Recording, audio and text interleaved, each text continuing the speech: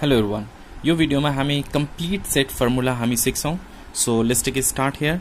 Number 1 मा n a union b is equal to n a plus n b. यो कुन बेला हुन्छ? when a and b are disjoint. दुईटा सेट्सहरु के हुन्छ? सबसेटहरु जोइन हुँदैन, डिसजोइन हुन्छ. जस्ता कि यो डायग्राममा बुझ्न सकिन्छ.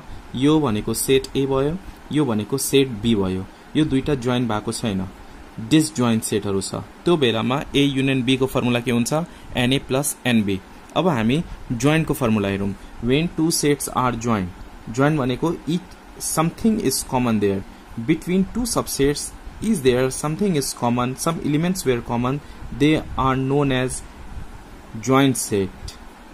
You can see here, this one is a and here is b.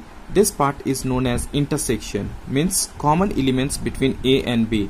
This part is known as n only a. Try to understand the diagram. This part, यो part चाहिँ n only a छ. यो part भनेको n only b हो. बिचको भनेको a intersection b हुन्छ. n a intersection b, cardinal number of a intersection b. बाहिर यो दुईटा सबसेट भन्दा बाहिर भनेको कम्प्लिमेन्ट हो. n a union b complement. Okay, र a union b भनेको this plus this plus this. यो तीनटे पार्ट एड गर्दाखेरि जे आउँछ त्यो भनेको a union b हो. Now look at the formula of common sets or joint set. We can say n a union b. Formula is यहाँनिर हामीसँग तीनटा फर्मुला छ. First one is n a plus n b minus n a intersection b. यो एउटा formula भयो. किन यो subtract गरेको? n a भनेको यो whole n a, n b भनेको होल n b, अनि त्यसपछि यो इंटरसेक्शन पार्ट कमन पार्ट दुईपल्ट रिपिट भएको छ, त्यही भएर एकपल्ट क्यान्सल गर्ने. अदरवाइज ओन्ली मा छ भने a only a plus only b plus n a intersection b. only use गरेको छ भने a intersection b के हुन्छ? एड हुन्छ. सिमिलरली अर्को फर्मुला छ nu minus n a union b complement. हामीसँग तीनटा फर्मुला छ a union b को. नेक्स्ट नंबर 3 मा a union b को complement and a union b complement. Same यही हो. a union b कम्प्लिमेन्ट यो यता ल्याउने, a union b right side ल्याउने. So we can write here nu minus n a union b. Okay up to here. Only a को formula हेरौं. n only a को formula के हुन्छ? Only a निकाल्दाखेरि a मा इंटरसेक्शन सब्ट्र्याक्ट गर्दिने, जुन कमन पार्ट छ यो पार्ट सब्ट्र्याक्ट गर्दिने. So only a we get. So n a minus n a intersection b. Similarly, to find out only b, we can write here n only b is equal to whole b मा n b मा intersection part subtract कर देने. So we can write here n b minus n a intersection b. Hope you understand up to here. यदि formula याद छ भने set solve गर्न सकिन्छ. Okay. Now, otherwise we can use directly formula. यो सानो सानो फर्मुला यूज नगरेर डाइरेक्टली यो फर्मुला हामी यूज गर्न सक्छौं. डाइरेक्टली nu को फर्मुला के हुन्छ? n only a plus n only b plus n a intersection b plus n a union b complement. डायग्राममा हेर्दा nu भनेको टोटल हो. टोटल भनेको only a plus only b plus intersection plus outside complement 1. यो चारवटै part add गर्यो भने के हुन्छ? टोटल nu हुन्छ. अब ओन्ली दिएको छैन, na दिएको छ भने के गर्ने त्यो टाइममा? जस्ता कि nu is equal to na plus nb. यो दुईटा एड गर्दा यहाँ डायग्राम हेर्नुस् है. na भनेको यो होल भयो भनेको यो पार्ट आइरहेछ इंटरसेक्शन को. nb भनेको फेरि होल भयो भनेको यो पार्ट फेरि आयो. 2 टाइम्स आएको छ. 2 टाइम्स रिपिट हुँदाखेरि हामी के गर्ने? एकपल्ट सब्ट्र्याक्ट गरिदिने. n a intersection b plus बाहिरको पार्ट एड गर्नुपर्छ n a union b complement. Okay, so n a n b लिँदाखेरि जहिले पनि इंटरसेक्शन के गर्ने? सब्ट्र्याक्ट गरिदिने. यो भयो 2 सेट्स को. Hope you understand up to here. Now look at 3 sets 1. Let's learn formula of 3 sets. You can see here, this one is set a, this one is set b and this one is set c.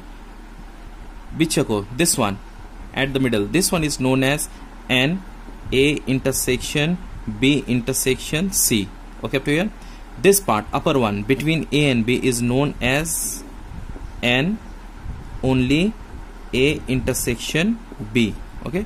At the middle बिचको part के हुन्छ A intersection B intersection C. यो part चाहिँ A को लागि पनि B को लागि पनि C को लागि पनि कमन हो, त्यही भएर N A intersection B intersection C. यो पार्ट भनेको A र B को लागि मात्र हो, C को लागि होइन. यो पार्ट भनेको C त यहाँसम्म मात्र कभर भएको छ, यो पार्ट भनेको A र B को. So N only A intersection B. यो पार्ट भनेको B र C को लागि हो. So what we can write here, N only B intersection C. Similarly यो पार्ट भनेको A र C को लागि. सो के लेख्न सकिन्छ यहाँनिर, N only A intersection C. Okay, up to here. This part भनेको ओन्ली A भयो, न B छ न C छ. B यहाँसम्म कभर भएको छ, C यहाँदेखि स्टार्ट भएको छ. So this part is known as N only A. This part is known as N only B. And this part is known as N only C. Okay, up to here. र बाहिरको part के हुन्छ, A union B union C complement. Okay, now look at formula. So formula लेख्दाखेरि number 1 N A union B union C complement. यसको formula के हुन्छ, NU minus N A union B union C हुन्छ formula. Okay, clear.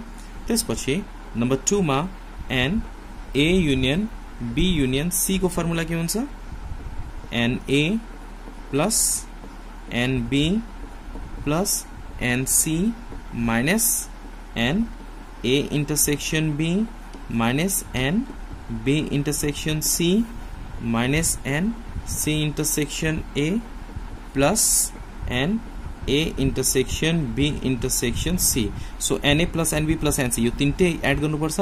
त्यसपछि intersection minus गर्ने, A intersection B दुईटा को minus गर्ने, B intersection C C intersection A subtract गर्ने. Then again we have to add A intersection B intersection C के गर्ने, अन्तिममा एड गरिदिने. Okay, up to here. Now NU को फर्मुला, NU को फर्मुला के हुन्छ, यो दुईटा एड गर्नु पर्यो, हो कि हैन. NU भनेको यो राइटमा छ भने लेफ्टमा ल्याउने. सो नम्बर 3 मा NU को फर्मुला लेख्दा के लेख्न सकिन्छ, NU को फर्मुला लेख्दाखेरि N A union B union C plus N A union B union C complement लेख्न सकिन्छ. ओके, सो नेक्स्ट फर्मुला 4 मा NU को फर्मुला के हुन सक्छ, N A union B को फर्मुला यो सबै हो कि हैन. A union B को फर्मुला के छ, नम्बर 2 बाट सबै साथ दिने, N A plus N B plus N C minus N A intersection B minus N B intersection C minus N C intersection A plus N A intersection B intersection C. Okay, A union B union C को formula यो भयो, plus अब ये के साथ कम्प्लिमेंट छ, A union B union C कम्प्लिमेंट यो भयो NU को फर्मुला. नेक्स्ट मा ओन्ली को फर्मुला हेरौं, N only A. नंबर 5 मा N only A or only A we can say. What is the formula here, NA plus, अब यो मात्र निकाल्न के गर्नुपर्छ, यो मात्र निकाल्ने होल, NA मा के गर्ने, NA मा यो एड गर्ने, त्यसपछि A intersection B र B intersection C सबट्र्याक्ट गरिदिने. NA plus NA intersection B intersection C minus, अब A को लागि कुन छ, A intersection B र A intersection C सबट्र्याक्ट गर्नुपर्छ. So we can write here A intersection B minus A intersection C. Similarly, N only B को लागि N only B, we can write here NB plus N A intersection B intersection C minus, अब B को लागि कुन subtract गर्ने, only B को लागि यो A intersection B र B intersection C सबट्र्याक्ट गर्ने. So what we have to write here, angle A intersection B minus N B intersection C. Similarly, number 7 N only C को लागि N C plus N A intersection B intersection C minus N A intersection C minus N B intersection C. यो N only C को लागि, यो C को लागि B intersection C subtract गर्नु पर्यो, and A intersection C subtract गर्नु पर्ने, किनभने C को लागि कुन छ, यो A पनि छ र B पनि छ. So A intersection B and B intersection C subtract गर्नु पर्ने.